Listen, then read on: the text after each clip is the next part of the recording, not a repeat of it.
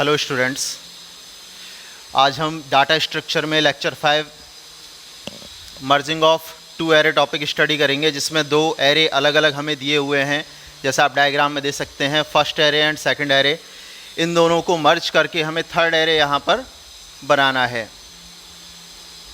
First और second array के element copy होने चाहिए थर्ड एरे में, और फिर इन्हें एक साथ हमें शो करना है। जैसे कि फर्स्ट एरे के अंदर यहाँ पर 8, 10, 5, 12 और 20 रखा हुआ है। सेकंड एरे के अंदर वैल्यूज़ हैं 7, 15, 3 एंड 18।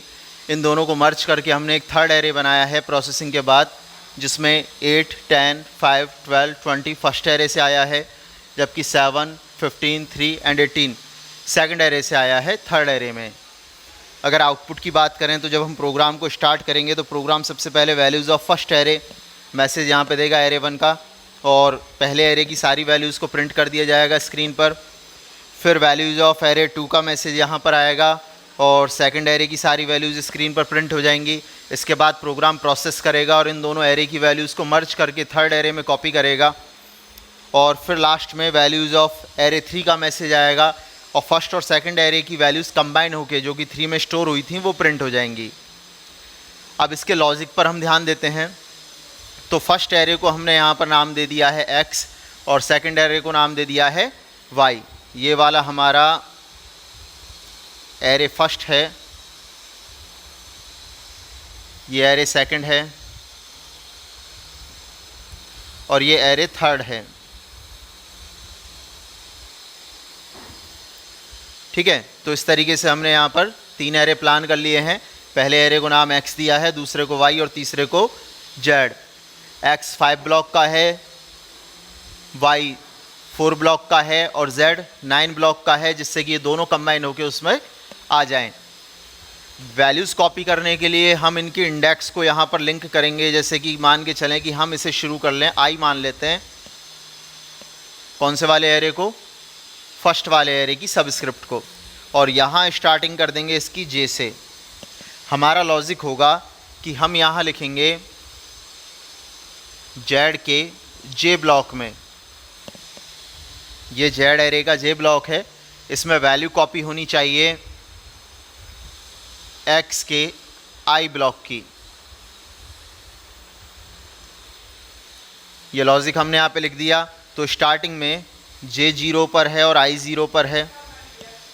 ठीक है, तो इस ब्लॉक की वैल्यू यहाँ पर कॉपी हो जाएगी 8। नेक्स्ट राउंड के अंदर यहाँ पर हम j को इंक्रीज़ करेंगे, साथ में हम i को इंक्रीज़ करेंगे। ठीक है, और सिंपली ये z1 हो जाएगा और ये x1 हो जाएगा। अब इस बार लिखा हुआ है कि x1 की वैल्यू z1 में कॉपी हो जाए, तो सेम ये 10 यहाँ पर कॉपी हो जाएगा। ठीक है, इसके बाद नेक्स्ट ब्लॉक लेके आना है, तो सेम पहले वाली प्रोसेस हम करेंगे, दोनों को एक साथ इंक्रीज़ कर देते हैं। तो यहाँ पर हो जाएगा कि x2 की वैल्यू z2 में कॉपी हो जाए। तो यहाँ पर हम इस वैल्यू को भी कॉपी करवा लेते हैं, तो ये वैल्यू यहाँ पर 5 कॉपी हो गई। ठीक है, इसके बाद हम बात करें, फिर से इसे इंक्रीज़ करेंगे दोनों को, j और आगे जाएगा और i भी और आगे जाएगा। 3 सबस्क्रिप्ट पे आ गई है। अब सबस्क्रिप्ट 3 की वैल्यू कॉपी हो जाएगी z में, तो यहाँ पर ये वैल्यूज़ कॉपी हो गई जो कि है 12। ठीक है, अभी लूप और आगे बढ़ेगा इस तरीके से। सबस्क्रिप्ट 4 पर आ जाएंगे। ठीक है, ये 3 पे हो गया था और अब हम 4 पर आ चुके हैं। तो सबस्क्रिप्ट 4 पर हम आ गए, और सबस्क्रिप्ट 4 पर आने के बाद ये 20 हम यहाँ पर कॉपी कर देंगे इस ब्लॉक में। अब देखिए, यहाँ तक तो सिंपल सा कंसेप्ट था, लेकिन अभी हमें i को और ज़्यादा इंक्रीज़ नहीं करना है, क्योंकि वहाँ सबस्क्रिप्ट 4 तक ही है ओनली। तो हम एक कंडीशन प्लान करेंगे कि ये वाली चीज़ें सिर्फ तब तक ही रिपीट हों जब तक कि i लेस देन और इक्वल टू है 4 के, क्योंकि 4 से ज़्यादा ब्लॉक्स वहाँ नहीं है, तो इस चीज़ को हम रिपीट कर देंगे, रिपीट करना बंद कर देंगे। इस रिपीटेशन में हम 2 काम और लगातार कर रहे थे हर बार में, जो कि क्या था, एक तो हम आई को इंक्रीज़ कर रहे थे और एक हम जे को इंक्रीज़ कर रहे थे। तो हम मान के चलते हैं कि ये हो चुका है कहाँ तक, 5 तक जाके रुका है इस समय, और इसी तरीके से जे जो है वो भी 5 तक जाके रुका है, क्योंकि टर्मिनेट तो तभी हुआ होगा ना, 0 पर कंडीशन ट्रू थी, 1 पर ट्रू थी, 2 पर भी सही थी, 3 पर भी सही थी, 4 पर भी सही थी, बट जैसे ही 5 आया ये टर्मिनेट हो गया। तो आई इस समय 5 पर है, क्योंकि हम कंटिन्यूसली आई प्लस प्लस कर रहे थे और कंटिन्यूसली जे प्लस प्लस कर रहे थे। तो इस वजह से आई और जे दोनों इस समय 5 पर हैं। तो हम फिर से आई से स्टार्ट करेंगे और इस बार हम क्या रखेंगे, जे तो अपनी जगह पर रुका हुआ है ही है 5 पर जहां होना चाहिए उसे, बट आई को 5 पर नहीं होके आई को 0 पर जाना पड़ेगा, क्योंकि वाई में सबस्क्रिप्ट कहां से है, 0 से। तो यहां हम लिखेंगे जेड के जे ब्लॉक में वैल्यू कॉपी हो जाए वाई के आई ब्लॉक की। तो आई वहाँ पर 0 पर है और जे अब इस समय 5 पर है। तो इस तरीके से ये 7 यहाँ पर कॉपी हो जाएगा 5 ब्लॉक में। इनका जो इनिशियल हम स्टार्ट करेंगे लूप का, उसमें यहाँ आई को हम 0 पे रख रहे थे और जे को भी हमने 0 पे रखा था, देखिए। लेकिन इस वाले लॉजिक के अंदर, नीचे वाले लॉजिक में हम कुछ चेंज करेंगे और यहाँ हम सिर्फ बात करेंगे आई की, जे की हम बात ही नहीं करेंगे, क्योंकि जे ऑलरेडी 5 पर है, उसे हमें 0 से स्टार्ट नहीं करना, अदरवाइज़ ये वैल्यू 7 वाली यहाँ 8 को ओवरराइट कर देगी। तो यहाँ फिर से हमने ये शुरू करा और इस समय जे 5 पर है और आई 0 पर है, वैल्यू कॉपी हो गई 7। अब इस दोनों को फिर से इंक्रीज़ करेंगे तो ये 6 पर चला जाएगा और ये 1 पर चला जाएगा। तो जे 6 पर आ गया, आई 1 पर आ गया और इस तरीके से यहाँ रखा हुआ 15 यहाँ कॉपी हो गया। फिर अभी और हमें इंक्रीज़ करना है, आई को हम 2 पर लेके गए हैं और जे को हम 7 पे लेके आ गए हैं। तो Z7 में Y2 की वैल्यू कॉपी हो जाएगी। तो इस तरीके से यहाँ पर ये जो 3 है वो आ जाएगा निकल के, ठीक है। एक बार और इंक्रीज़ कर रहे हैं हम इसे, आई सबस्क्रिप्ट 3 पर है और जे सबस्क्रिप्ट 8 पर है। तो यहाँ पर फिर से ये वैल्यू ट्रांसफ़र होगी, तो ये जो 18 है वो यहाँ आ जाएगा। इतना क्लियर। यहाँ फिर से एक कंडीशन हमने अप्लाई कर रखी है ऑलरेडी, जो क्या है कि जब तक आई छोटा बराबर है 3 के, लेस देन इक्वल टू 3, तब तक ये लूप चलना है। हर बार हम पहले की तरह यहाँ भी आई प्लस प्लस कर रहे थे और जे प्लस प्लस कर रहे थे। अब क्योंकि आई की वैल्यू 3 तक चल चुकी है और इसके बाद सीधा 4 होनी है, जे की वैल्यू 8 तक चल चुकी है, 9 होनी है, तो दोनों ही टर्मिनेशन पर पहुंच चुके हैं। तो लूप चलाना हम बंद कर देंगे। लास्ट वर्क तो हमारा बड़ा सिंपल सा है, जैसा हम पहले से करते आ रहे हैं कि हमें सिर्फ वैल्यूज़ प्रिंट करवानी है। आप देख सकते हैं कि थर्ड एरे के अंदर दोनों एरेज की वैल्यूज़ कॉपी हो चुकी हैं और इन्हें हमें सिर्फ प्रिंट कराना है। तो अब इस प्रोग्राम की कोडिंग पर ध्यान देते हैं लॉजिक के बाद। तो देखिए, सबसे पहले हेडर फाइल हम यहाँ पे लगाएंगे।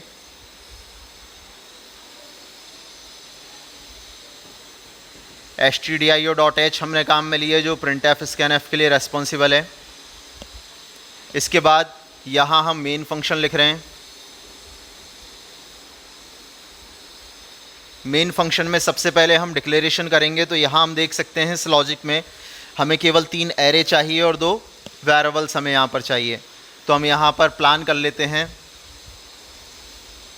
इंटीजर टाइप का एक वेरिएबल हमने आई ले लिया, एक वेरिएबल हमने जे ले लिया, एक जेड नाम से एरे बना लिया जो कि 9 ब्लॉक का है, एक हमने एक्स नाम से एरे बना लिया जो कि 5 ब्लॉक का बनेगा, और इन्हें हम कंपाइल टाइम इनिशियलाइज कर रहे हैं, ठीक है। तो वैल्यूज़ हमने यहाँ पे दी हैं 8, 10, 5, 12 और 20। अब हम यहाँ सेमीकोलन से इसे टर्मिनेट कर रहे हैं, कॉमा नहीं लगाना है आपको। आप y को सेपरेटली डिक्लेयर कर लीजिए जिससे कि कोई प्रॉब्लम आपको नहीं आएगी। तो 4 ब्लॉक का हमने y बना लिया यहाँ पर और इसको हम इनिशियलाइज़ कर रहे हैं इस तरीके से, जिसमें हमने 7, 15, 3 और 18 वैल्यूज़ दे दी हैं। तो डिक्लेरेशन वाला पार्ट हमारा कंप्लीट हो गया। यहाँ पर जितनी भी मेमोरी ब्लॉक्स की हमें रिक्वायरमेंट थी वो हमने यहाँ पर पूरी कर ली है।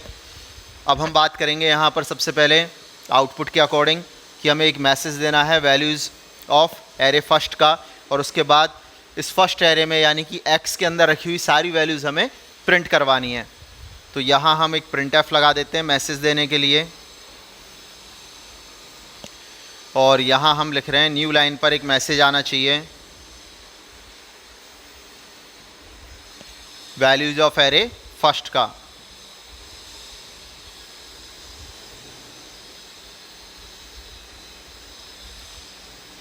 इसके बाद फिर हमने न्यू लाइन लगा दिया, लाइन चेंज हो जाए। पहले की तरह एक फॉर लूप हम काम में ले लेते हैं यहाँ, जिसमें हमने आई को स्टार्ट कर दिया है 0 से, और ये लूप चलेगा लास्ट 4 तक, और आई इंक्रीज़ होगा हर बार। और यहाँ पर हम लिख रहे हैं एक printf, इसमें हमने टैब स्पेस यूज किया है, इंटीजर वैल्यूज़ प्रिंट करा रहे हैं इसलिए %d हम यहाँ लगाएंगे। और यहाँ हम इसके बाद प्रिंट करवा देते हैं वैल्यूज x के i ब्लॉक्स की। तो क्योंकि i 0 से 4 तक चल रहा है, इसलिए x 0 से x 4 तक की सारी वैल्यूज स्क्रीन पर प्रिंट हो जाएंगी। ये हमारा फर्स्ट लूप यहाँ पर कंप्लीट हो गया, और आउटपुट का इतना हिस्सा हम कंप्लीट कर चुके हैं। अभी हमें सेकंड एरे की वैल्यूज़ प्रिंट करनी है जो y नाम से है। तो मैसेज लगभग सारा का सारा ऐसा ही रहेगा, केवल एरे का नाम यहाँ पर चेंज हो जाएगा और सबस्क्रिप्ट की रेंज चेंज हो जाएगी। तो यहाँ हम लिख रहे हैं वैल्यूज़ ऑफ एरे 2। यहाँ एक फॉर लूप हमने यहाँ लगाया, इस बार आई स्टार्ट होगा वही 0 से, लेकिन टर्मिनेशन हो जाएगा 3 पर। आप उधर देख सकते हैं लॉजिक में कि y का जो लास्ट सबस्क्रिप्ट एड्रेस है वो 3 है, इसलिए हम इसे 3 पर टर्मिनेट कर रहे हैं। तो यहाँ हमने लिख दिया i++, i को हम इंक्रीज़ कर रहे हैं। इसके बाद अब हम बात करें, एक printf लगाएंगे जिसमें हमने लिखा है टैब स्पेस %d, सब कुछ ऐसा चल रहा है यहाँ से, y का i ब्लॉक। अब क्योंकि i की वैल्यू 0 to 3 तक चलनी है, तो y0 to y3 तक के सारे ब्लॉक्स प्रिंट हो जाएंगे। तो देखिए आउटपुट का इतना वाला हिस्सा भी हमारा पूरा हो चुका है। लास्ट वाले सेक्शन को प्रिंट करवाने से पहले हमें इन दोनों एरे की वैल्यूज़ को थर्ड एरे में कॉपी करना है, ठीक है। तो इसके लिए हम पहला लूप लिख रहे हैं इस वाले सेक्शन का, जिसमें हम लिखेंगे कि z में x के सारे एलिमेंट्स कॉपी हो जाएं। तो देखिए यहाँ फॉर लूप हमने लिखा, हम यहाँ लिख रहे हैं कि i शुरू होगा 0 से। यहाँ हम मल्टीपल इनिशियलाइजेशन कर रहे हैं। अब तक जितने एग्जाम्पल थे हमने केवल एक वेरिएबल को वैल्यू दी थी लूप में, लेकिन इस बार हम 2 वेरिएबल्स को वैल्यू दे रहे हैं और इसके लिए कॉमा यूज करेंगे और उसके बाद सेमीकोलन आएगा। इस चीज़ का यहाँ पर ध्यान रखना है। कंडीशन हमारी जो होगी वो बेस्ड होगी आई की वैल्यू पर, वहाँ लिखा हुआ है लॉजिक में, देख सकते हैं आप। तो यहाँ हमने इसे 4 तक चलाया क्योंकि सबस्क्रिप्ट x के पास 4 तक ही हैं, और यहाँ हमने लिखा है i++, आई की वैल्यू हर बार +1 इंक्रीज़ होनी चाहिए, यह हमने यहाँ मेंशन कर दिया। इसी के साथ हम कॉमा लगा के i++ के साथ ही एक और चीज़ कर रहे हैं j++। देखिए फॉर लूप के अंदर आप मल्टीपल इनिशियलाइजेशन, मल्टीपल कंडीशन और मल्टीपल इंक्रीमेंट डिक्रीमेंट कर सकते हैं, बस आपको सेपरेशन के लिए कॉमा लगाना होगा। तो यहाँ पर हमने लिख दिया i और j दोनों की वैल्यू इंक्रीज़ होनी चाहिए, ठीक है। i और j दोनों ही 0 से स्टार्ट हो रहे हैं, लेकिन कंडीशन के लिए रेस्पॉन्सिबल केवल i की वैल्यू होगी, j की वैल्यू रेस्पॉन्सिबल नहीं होगी। अब इसमें टास्क क्या थी, टास्क हमारा ये रहा जो रिपीट होना चाहिए, लॉजिक हमारे पास है। तो यहाँ हमने लिखा z के j ब्लॉक में वैल्यू कॉपी हो जाए, सॉरी z के j ब्लॉक में वैल्यू कॉपी हो जाए x के i ब्लॉक की। सिर्फ आपको इतनी सी एक लाइन यहाँ पर लिखनी है और ये कोड सेगमेंट फर्स्ट एरे की सारी वैल्यूज़ को थर्ड एरे में कॉपी कर देगा। अब इसी तरीके से हमें सेकंड एरे के लिए लिखना है। तो यहाँ हमने लिखा फॉर i को मैंने बताया था कहाँ से स्टार्ट कर देंगे, 0 से, क्योंकि थर्ड एरे में भी सबस्क्रिप्ट 0 से ही है। बट j को 0 से स्टार्ट नहीं करना है, अगर j को 0 से स्टार्ट कर दिया तो ये वैल्यूज़ को ओवरराइट कर देगा। तो हम मान के चलते हैं कि i और j दोनों साथ साथ बढ़े थे पिछले वाले लूप में, और जब ये रुके होंगे तो दोनों 5 पर जाके रुके होंगे। अब क्योंकि i को तो रिप्लेस करके हमने 0 कर दिया है 5 से, बट j की वैल्यू तो अभी भी 5 है और हमें 5 ही चाहिए, क्योंकि सबस्क्रिप्ट 5 के अंदर ही हमें सेकंड एरे की वैल्यू को कॉपी करना है। 4 तक तो फर्स्ट एरे की वैल्यूज़ हैं, तो हम जे को यहाँ बिल्कुल डिस्टर्ब नहीं करेंगे और डायरेक्ट कंडीशन अप्लाई करेंगे i is less than equal to 3, i plus plus अपनी जगह चलेगा और j प्लस प्लस भी चलेगा। देखिए वैल्यू हमने नहीं दी है, लेकिन फिर भी हम j को इंक्रीज़ कर रहे हैं। क्यों कर रहे हैं? क्योंकि 5 से उसे 6 पर, 7 पर, 8 पर भी हमको लेके जाना है, इसलिए हमने इसे इंक्रीज़ कर दिया। इनिशियल वैल्यू इसकी ऑलरेडी चल रही है। फिर टास्क यहाँ पर हम क्या लिखेंगे? टास्क ऑलरेडी यहाँ पर लिखी हुई है, ठीक है। ये वाली टास्क हम यहाँ से कॉपी कर लेते हैं जो हमने अभी लॉजिक में डिज़ाइन किया था। पहले की तरह z के j ब्लॉक में वैल्यू कॉपी होगी, इस बार y के i ब्लॉक्स की। तो ये हमारी मर्जिंग प्रोसेस हो गई, ठीक है। मर्जिंग प्रोसेस में हमने फर्स्ट एरे और सेकंड एरे की वैल्यू कॉपी कर ली है। अब हमारे पास ये वाला आउटपुट मौजूद है, हमें सिर्फ इसे प्रिंट करवाना है मैसेज देके। तो हम यहाँ एक मैसेज दे रहे हैं, प्रिंट एफ न्यू लाइन पर वैल्यूज़ ऑफ थर्ड एरे।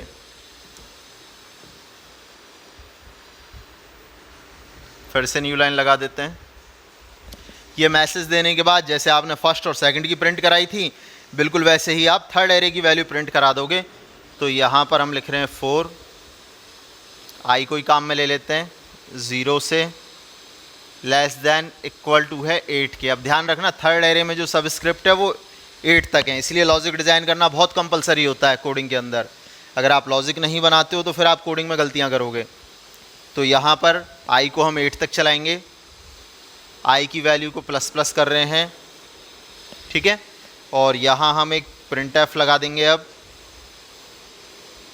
जिसमें टैब स्पेस के साथ एक %d लगाएंगे और यहाँ वैल्यू प्रिंट करा देंगे z के। थर्ड एरे का नाम z है हमारे पास, i ब्लॉक की।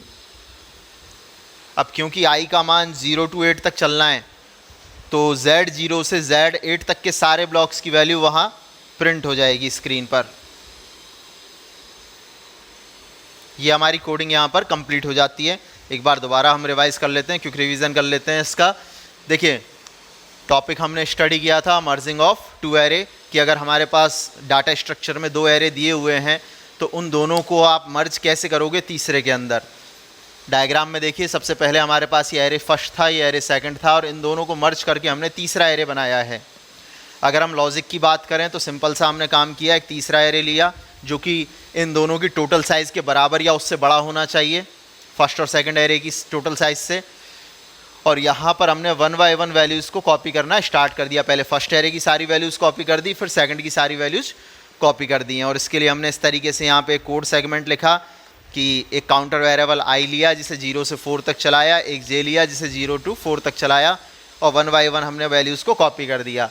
लेकिन जब सेकंड एरे की वैल्यू कॉपी करने का नंबर आया तो i को हमने 0 से 3 तक चला दिया y में तो, लेकिन z एरे के अंदर हमने j को डिस्टर्ब नहीं किया, क्योंकि हमारा मानना था कि जब ये टर्मिनेट हुआ होगा तो j 5 पर होगा। और क्योंकि हमें ये वैल्यूज़ 5th ब्लॉक से ही कॉपी करनी थी, सबस्क्रिप्ट 5 से ही, इसलिए हमने यहाँ पर j को कहीं भी डिस्टर्ब नहीं किया, हमने केवल i की इनिशियल वैल्यू दी और कॉपी करवाना स्टार्ट कर दिया। तो देखिए डिक्लेरेशन हो गया आपका, इसमें कंपाइल टाइम इनिशियलाइजेशन किया है, ये प्रिंटिंग ऑफ फर्स्ट एरे हो गया, ये प्रिंटिंग ऑफ सेकंड एरे हो गया। यहाँ से हमारी मर्जिंग प्रोसेस स्टार्ट हुई।